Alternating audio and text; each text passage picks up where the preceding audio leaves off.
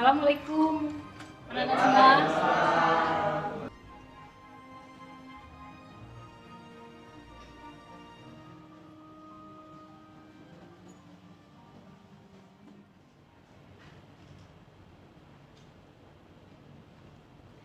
Assalamualaikum warahmatullahi wabarakatuh. Waalaikumsalam warahmatullahi wabarakatuh.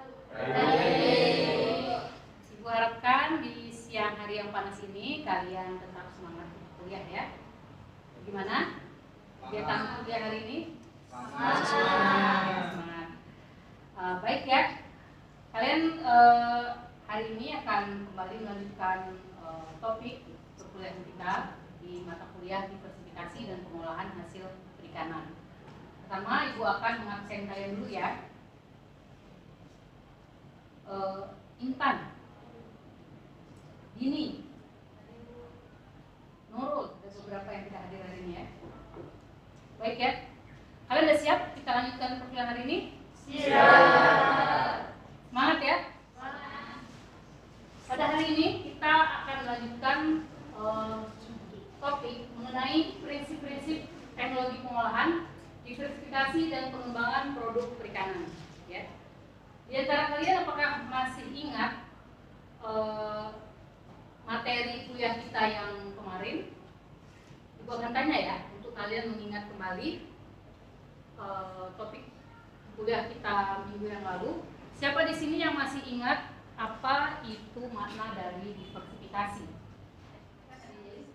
Menurut media, baru itu sebuah inovasi baru atau produk inovatif yang belum pernah ada sebelumnya. Oh, jadi ada unsur inovasi. Ya. Dengan adanya inovasi maka bisa menghasilkan produk baru. Jawaban kalian sangat bagus ya. Jadi kalian masih mengingat ya materi kuliah kita sebelumnya. Pada hari ini juga kita akan mengulang sedikit dan kemudian membahas lebih dalam mengenai materi tersebut ya. Nah, pada hari ini Ibu sudah menyiapkan skenario pembelajaran untuk kalian semua, yaitu kegiatan pembelajaran kita akan berlangsung selama 100 menit ya. Yang diisi oleh kegiatannya adalah apa? Pendahuluan ya, materi pendahuluan selama lebih kurang 10 menit. Kemudian kegiatan penjelasan materi yang akan disampaikan kalian secara teori itu selama 40 menit, dilanjutkan dengan kegiatan diskusi selama 35 menit ya. Nah, setelah itu kita akan bertanya jawab sedikit gitu ya untuk melakukan evaluasi. Untuk melakukan evaluasi apakah kalian cukup memahami materi yang sudah diberikan. Dan terakhir adalah kegiatan penutup ya.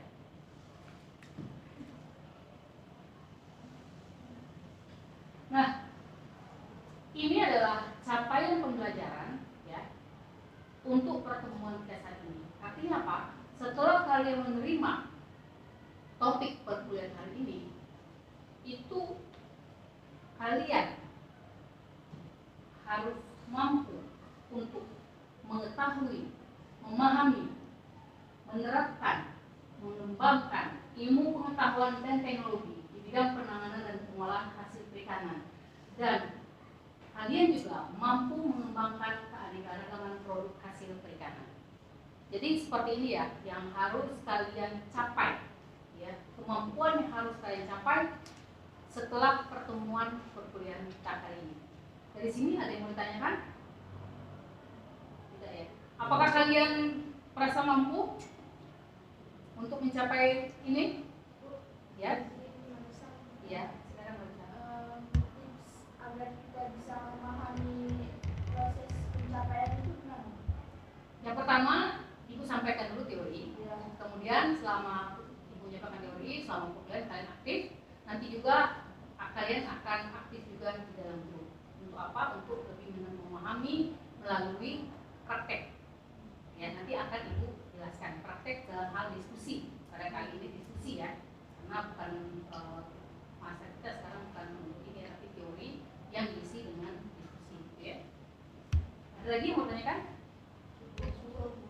Cukup ya. Baik, kita lanjutkan ya. Nah, ini adalah pemahaman mengenai produk baru dan juga pengembangan produk makanan secara umum gitu ya. Seperti tadi ada yang sudah menyampaikan ya, itu betul sekali ya, bahwa produk baru itu apa sih? Itu bisa dimaknai berbagai macam. Jadi kata-kata baru itu dalam hal pengembangan produk itu bisa beraneka ragam bentuknya ya.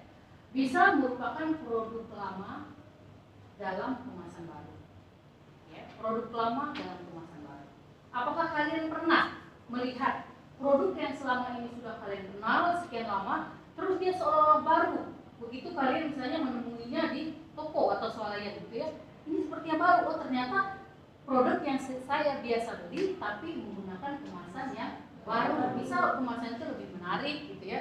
Jadi ada berbagai alasan dari produsennya sehingga dia mengganti gitu ya kemasannya jadi kemasan baru gitu ya. Apakah ada di antara kalian di sini yang pernah melihat hal tersebut? Menemukan hal tersebut? Dapat di sini? Jonathan?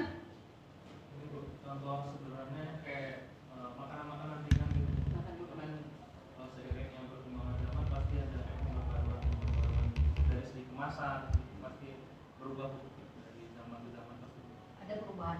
Dan menurut Jonathan sendiri, perubahan itu apakah lebih disukai atau tidak?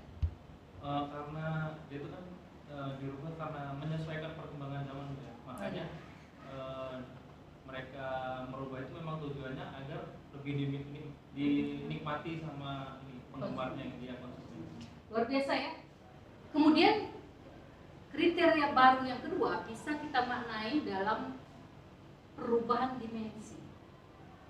Apa yang kalian bayangkan dalam perubahan dimensi? Ukuran, ya ukuran. Pernah kalian melihat ada perubahan ukuran? Contohnya apa? Ya. Oh, kalau menurut kalian, apakah itu menjadi lebih memenuhi kebutuhan atau bagaimana? Dengan kemasan yang berubah, misalnya tadi kan lebih kecil gitu ya. Kenapa? Jadi lebih murah gitu harganya ya? Atau lebih mudah dipegang jadi kemasannya? Atau gimana?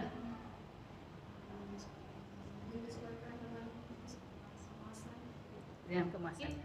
Kemudian ada juga karena perluasan dari produk pangan yang telah ada ya, dengan perubahan-perubahan yang sebetulnya dari misalnya dari segi komposisi itu sangat kecil, tapi itu bagi produsen dan juga bagi konsumen itu sudah merupakan produk baru gitu ya, dengan adanya perubahan. Nah, ada lagi definisi produk baru itu bisa karena produk lama yang memiliki kegunaan baru.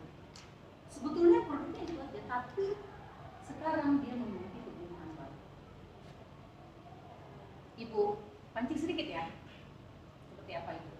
Misal, kalau dulu ya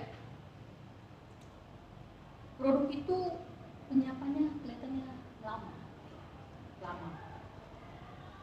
penyiapan produk itu sampai dia siap dikonsumsi itu lama. Tapi dengan adanya teknologi, ya, teknologi pengolahan yang baru, gitu ya, misalnya dengan memanfaatkan microwave, gitu ya, itu jadi lebih cepat. Dan produk itu seolah-olah lahir kembali menjadi produk yang cepat saji. Pernah nggak kalian? Wah menarik ini, cepat. Padahal karena yang baru itu sebenarnya teknologinya, teknologi penyiapannya yang baru. Tapi dengan adanya bantuan teknologi itu, produk itu seperti lahir kembali dengan dia menggaungkan ini produk yang cepat disajikan. Ini pengembangan produk pangan itu berkaitan dengan penambahan atau pengembangan produk baru ya. Kemudian perubahan atau modifikasi produk yang sudah ada. Kemudian penarikan produk dari pasar dan menggantikan dengan produk yang lebih berdaya saing naik. Terus satu lagi menemukan kegunaan baru bagi produk yang dihasilkan. Mari kita lupakan sesuatu. Nah, seperti yang kalian ketahui, produk perikanan atau hasil perairan itu tidak hanya ikan, ya, beraneka ragam, betul ya? Nah, ini diversifikasi olahan hasil perikanan. Jadi pada prinsipnya adalah penganekaragaman dari jenis produk olahan hasil perikanan dari bahan baku yang belum atau sudah pernah ada sebelumnya.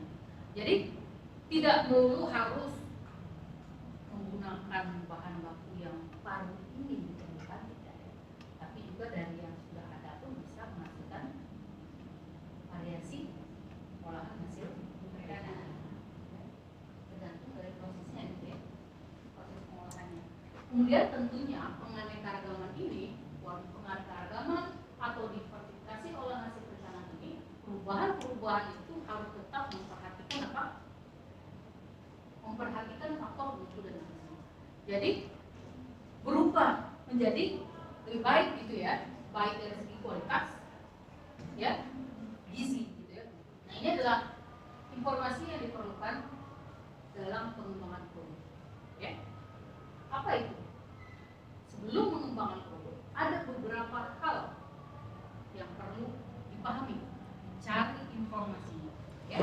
Apa itu? Yang pertama adalah peluang pasar. Peluang pasar, yaitu kebutuhan konsumen yang dapat dibeli sesuai dengan kemampuan atau daya beli. Jadi lihat gitu ya.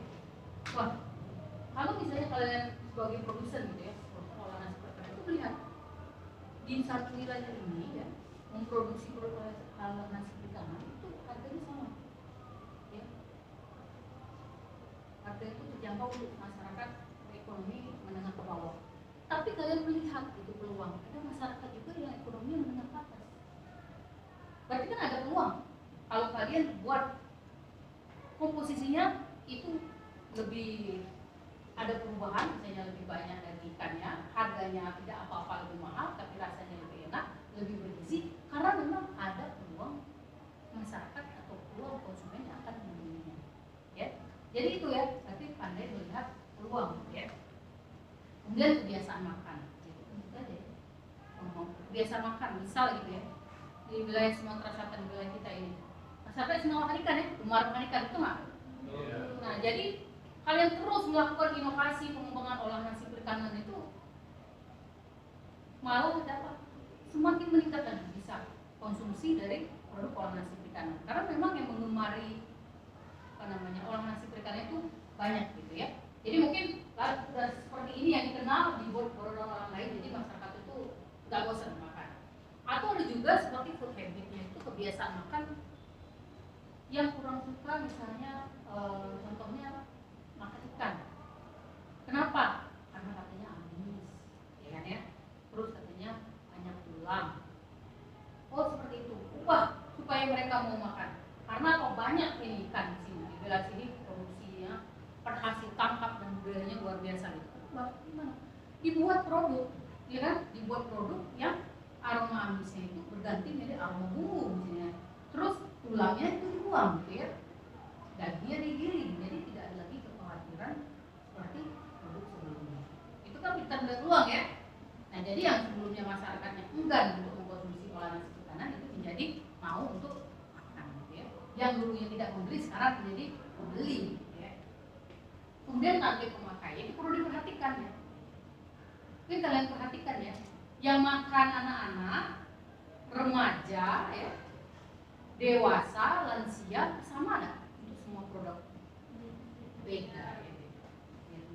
Jadi ini produk mau disasar untuk siapa? Kemudian kondisi sosial, gitu ya, bagaimana kondisi sosial di masyarakat, ya.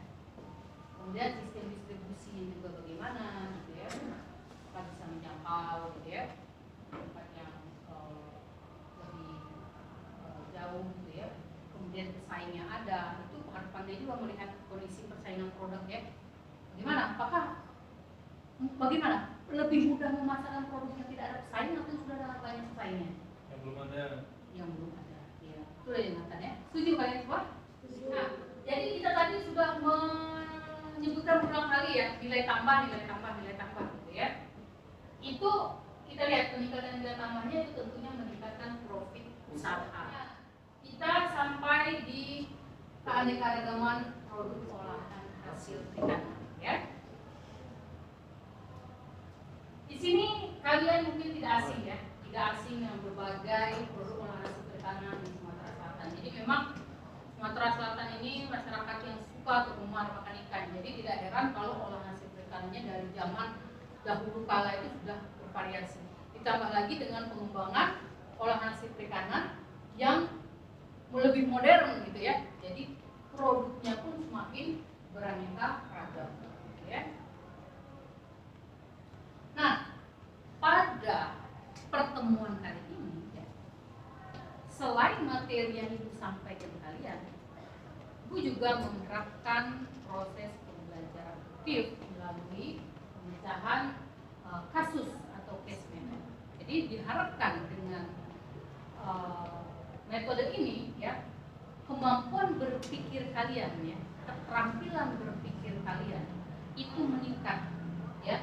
Jadi dari low order thinking skill bisa menjadi high order thinking skill. Yang Ibu butuhkan dari kalian apa? Di sini adalah kalian bisa berdiskusi dalam kelompok ya, membahas, berdiskusi mengenai apa? Menganalisis kasus, mempresentasikan hasil kasus tentang pengembangan produk olahan hasil perikanan dari limbah gabus. Jadi kelas ini Ibu minta dibagi menjadi 3 kelompok. Jadi masing-masing kelompok itu membahas ya apa produk olahan hasil perikanan yang bisa dibuat dari limbah. Jenis limbah apa? Kalau kelompok ini mau milih jenis limbahnya apa? Tulang. Nah, dari tulang itu kalian diskusi mau dijadikan apa gitu ya. Kemudian kalau kelompok 2 kulit mau dijadikan apa? Silakan diskusi ya. Kemudian kelompok 3 jeroan mau dijadikan apa? Silakan didiskusikan. Oke? Nanti kalian diskusi, kemudian kalian siapkan nanti hasil diskusi kalian ya, disiapkan hasil apa yang hasil diskusi kalian itu nanti setelah perkuliahan nanti akan kalian lanjutkan dalam bentuk laporan yang akan kita bahas dan kalian presentasikan minggu depan ya. Jadi sekarang Ibu kasih waktu lebih kurang 20 sampai 30 menit untuk kalian berdiskusi. Setelah itu kita akan diskusi kelas ya. Oke, udah siap? Ya, siap. Ya, semua aktif ya untuk berdiskusi. Kita mulai dari sekarang ya. Silakan.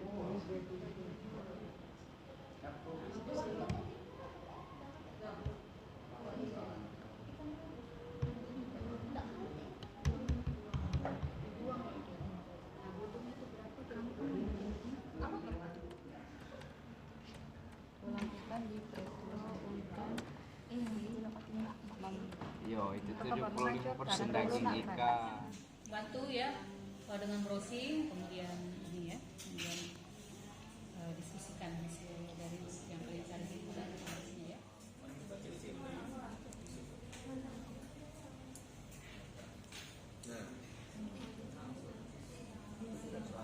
Oke baik ya, waktu berdiskusi sudah selesai. Waktu berdiskusi sudah selesai, apakah kalian sudah selesai juga? Ya, untuk sampai tahap untuk hari ini ya, tahapan ini kalian sudah selesai. Baik, masing-masing kelompok itu ada juru bicaranya untuk menyampaikan apa ide yang kalian dapatkan dari hasil diskusi ini dan apa alasannya kalian memilih jenis produk tersebut. Bisa dimulai dari kelompok berapa? Kelompok 3 ya, kita mulai dari kelompok 3 ya. Setuju ya? Nah, ini diskusi sudah selesai. Jadi mari semua kita kembali lagi ke itu ya, perhatiannya kita dengarkan ya, kita dengarkan masing-masing kelompok memaparkan. Ini belum berbentuk laporan karena itu presentasi laporan, itu nanti ada di pertemuan selanjutnya. Tapi kalian bisa dari setiap kelompok bertanya ya, 1 sampai 2 pertanyaan Ibu kira cukup ya untuk menanyakan ke kelompok yang mempresentasikan ide yang tersebut. Oke baiknya kita mulai dari kelompok 3. Silakan, siapa juru bicaranya? Marisa. Ya, silakan Marisa. Apa topik yang dipilih? Kami memilih topik pemanfaatan jeroan ini terhadap bahan baku pakan ikan. Oh, jadi dimanfaatkan untuk pakan ikan. Ya. Baik, apa alasan dibalik ide tersebut?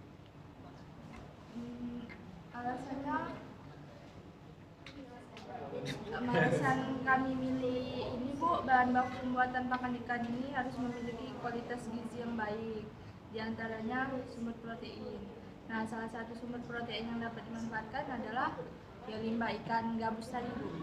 Oh. Jeroan. Baik, Marisa sudah menjelaskan. Apakah Mardiana ada tambahan? Silakan. Ini saja. Cukup ya? Jadi sudah sepakat seperti itu? Angga? Angga, ada masukan lagi? Ada tambahan? Oh, tambahan. Oh, kan kita kan itu kan limbah kan di pasar, di tempat pengolahan ikan itu. Nah, jadi kami inisiatifnya itu bagaimana kalau limbah itu diolah menjadi pakan alternatif untuk mengurangi biaya dalam produksi. Diubah nanti kan pengganti dari biaya produksi pembuatan pakan biasanya kan menggunakan tepung kedelai, proteinnya, mengganti proteinnya Bu. Jadi kami proteinnya kami ubah dari kedelai ke tepung tulang ikan, diubah menggunakan jeroan ikan gabus. Biasa ya. Kemudian Fahri ada tambahan? Nggak ada, Cukup ya, Jonathan? Ya mungkin meluruskan sedikit ya, yang diubah itu untuk mengganti protein nabatinya itu biasanya kan Pak dari tepung ikan atau segala macam. Nah, kami memanfaatkan limbah ini, khususnya limbah jeroan ikan gabus ini, yaitu tadi untuk mensubstitusi tepung gabus, tepung ikan itu tadi dalam pakan. Jadi memanfaatkan limbah itu tadi. Ada yang bertanyakan? Ada yang mau bertanya kelompok lain, kelompok 3? Ya, silakan ini. Didengarkan ya. Izin bertanya pada kelompok 3. Tadi kan bahannya jeroan ikan ya, Bu? Ya, teman-teman. Nah, jeroan ikan itu sebelum melalui tahap pengolahan itu disimpannya seperti apa? Karena jeroan ikan itu kan kita tahu sendiri mudah busuk ya, gitu. Terima kasih. Bagus sekali ya pertanyaannya. Bagaimana penanganan limbah ikan dan jeroan itu supaya bisa diolah tanpa dia terlanjur busuk ya? Bagaimana penanganannya? Silakan. Ya, untuk penanganan limbahnya itu setelah kita ambil dari misalkan masakan itu dilakukan perebusan. Ya, fungsi perebusan itu sendiri kan untuk menekan atau menstop bakteri pembusukan. Jadi dengan cara dilakukan itu tadi direbus. Nah, setelah direbus hingga matang, barulah itu bisa disimpan entah itu di freezer atau langsung diolah.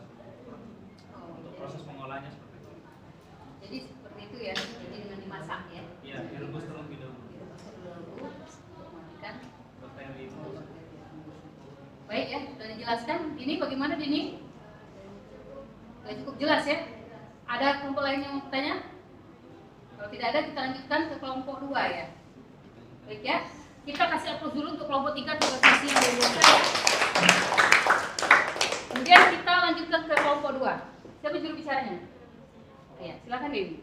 Jadi Bu, kulit ikan gabus ini nantinya akan kami olah menjadi kolagen. Ya. Jadi kan kulit ikan gabus ini kan sebenarnya limbah Bu, banyak. Nah, kalau nanti diolah menjadi kolagen, otomatis nilai harga jualnya itu lebih tinggi Bu. Sepakat ya semua anggota kelompok? Iya. Nah, kelompok lain apa sudah tahu kolagen itu apa? Belum. Nah, mungkin bisa dijelaskan ya Dewi atau anggota tim yang lain, kolagen itu apa? Jadi sebenarnya kolagen ini protein Bu. Nah, kolagen ini sebenarnya dalam tubuh kita itu ada kolagen. Nah, kolagen ini fungsinya untuk membuat kita tuh cantik, melembabkan kulit, terus tuh merawat kulit kita. Nah, berjalannya usia, kolagen di dalam tubuh kita ini mulai menurun Bu aktivitasnya. Nah, itulah fungsinya adanya penambahan kolagen dari kulit ikan gabus ini. Jadi untuk menambah asifat kolagen ya dalam tubuh. Jadi ini suka sekali ya, bisa lebih apa? Awet muda, dia kulitnya lebih kencang ya, luar biasa ya. Ada yang mau ditanyakan dari presentasi kelompok 2 ini? Ada yang bertanya? Menarik ya? Menarik ya, dan bisa dijelaskan dengan sangat baik. Kalau tidak ada pertanyaan, kita kasih aplaus. Baik, kita lanjutkan ke kelompok 1. Siapa juru bicaranya? Silakan. Di sini kami ingin membuat rancangan produk yaitu pembuatan kerupuk tulang ikan gabus. Alasan kenapa kami memilih judul ini dikarenakan masyarakat di sini itu kan cenderung untuk membuat olahan yang berbahan dasar ikan gabus gitu ya. Nah, sehingga banyak limbah-limbah yang terbuang seperti halnya tulang ikan gabus ini. Maka dari itu kami memikirkan bagaimana cara memanfaatkannya. Nah, cara memanfaatkannya dengan membuat olahan seperti kerupuk tulang ikan gabus. Nah sekarang mungkin ini atau anggota kelompok yang lain bisa menjelaskan apa keistimewaan kerupuk tulang ikan gabus dibandingkan dengan yang tanpa tulang ikan gabus. Silakan. Silakan yang kelompok yang lain juga menyimak ya. Apa keistimewaannya? Yang menjadi nanti nilai jualnya. Mungkin lebih gurih, lebih pas di gigi itu lebih keras gitu, kerasa. Lebih renyah. Oh, luar biasa ya. Jadi dia lebih renyah dikasih tulang. Luar biasa. Itu memang dicari dari kerupuk ya. Renyahnya dicari. Terus ada kandungan gizi apa? Selain tekstur yang jadi lebih renyah, Proteinnya tinggi. selain itu kalau tulang biasanya sumber apa? Kalsium. Kalsium ya, bisa ya. Jadi istimewa ya produk yang nanti bisa dilahirkan dari tulang ikan. Biasa ya. Kalian sepakat semua? Sepakat semua. Baik ya, ada pertanyaan dari kelompok lain? Silakan. Ya, silakan Dewi. Kalau misalnya tulang ikannya dibuat kerupuk itu tulangnya itu diproses dulu.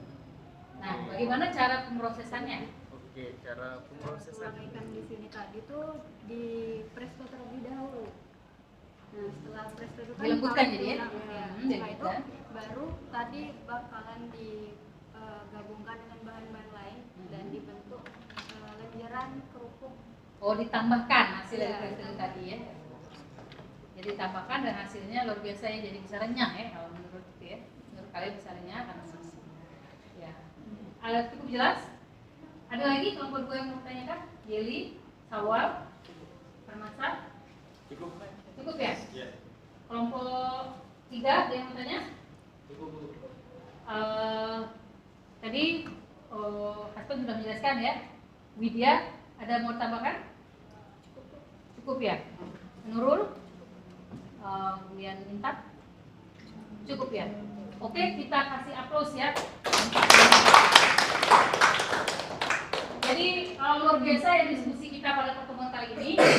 Itu pada tahap pertemuan hari ini itu sudah luar biasa. Akan kita lanjutkan di pertemuan berikutnya. Kalian siapkan laporan yang untuk nanti kalian presentasikan. Kalian bisa lihat ini, ya. Kalian cocokkan ide kalian tuh di sini ya. Ini ada bagan ya, bagan produk olahan ikan tanpa limbah dari Direktorat Bina Mutu dan Diversifikasi Produk Perikanan, Direktorat Jenderal Penguatan Daya Saing, Kementerian Kelautan. Selesai program ini, kalian jawab kuis dari Ibu ya, dengan mencatat kode gamesnya ya. Ini kuis ya, kalian jawab secara sini ya, pertemuan kita kali ini.